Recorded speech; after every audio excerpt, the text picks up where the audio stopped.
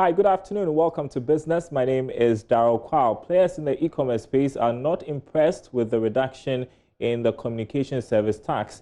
Even though government has reduced the tax from 9 to 5%, they say more has to be done to sustain the sector. Here are some techpreneurs who have been speaking to Joy Business. If we're looking at our revenue models and then the expenditure models, we realize that, you could be making something out of what you're doing, but to be very honest, for us, I could tell you it takes almost about 37% of our expenditure in-house, because almost everything we're doing is data. We're always on Zoom calls, just using data for development, testing features on mobile applications, getting users on the applications. And the very funny thing is that if we look at even the data that's spent in terms of the traffic that hits these applications which we run in-house, you could realize that that's a lot of traffic. And so if the taxes come down, hopefully the telcos respond in like manner and then reduce the cost of data.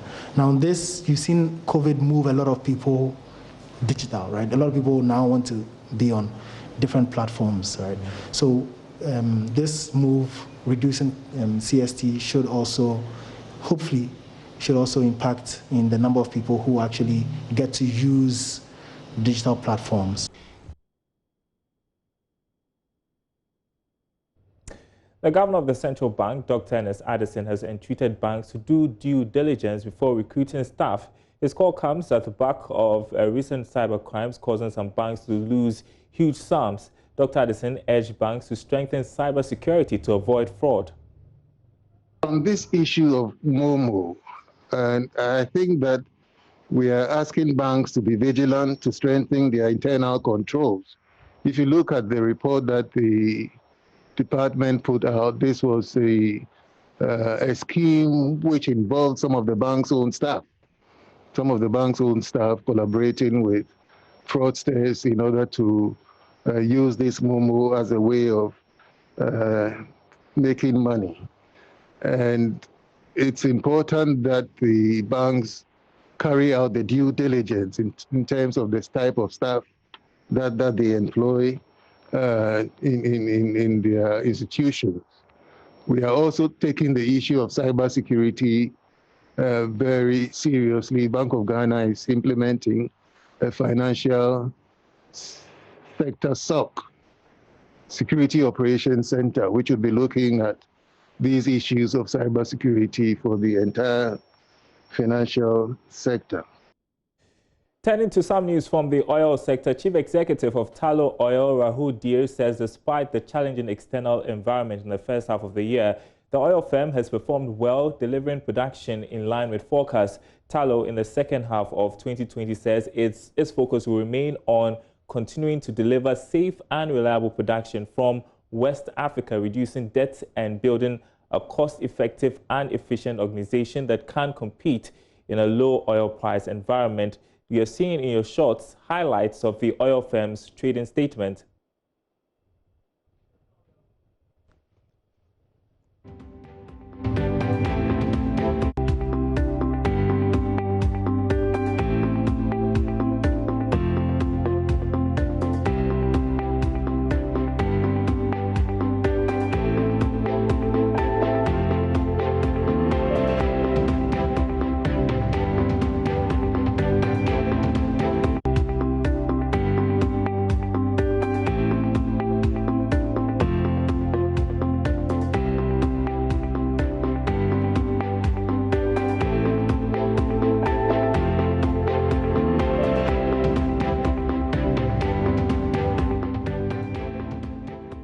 Well, still related to energy, $300 million worth of energy projects in Ghana have been put on hold, and hundreds of job losses are expected in the coming weeks. Now, this is how hard the COVID-19 pandemic has affected the country's energy sector. Amid this troubling phenomenon, players in the sector are expected to be recognized at the 4th edition of the Ghana Energy Awards. Dr. Kwame Ampofo is chairman of the board of the awards. The energy sector has not been spared from the impacts of the pandemic. And now we note that even oil prices have collapsed and reached a very low level. In Ghana, Reports have indicated that the sector has been hit as companies have had to shut down because several workers had tested positive for the virus.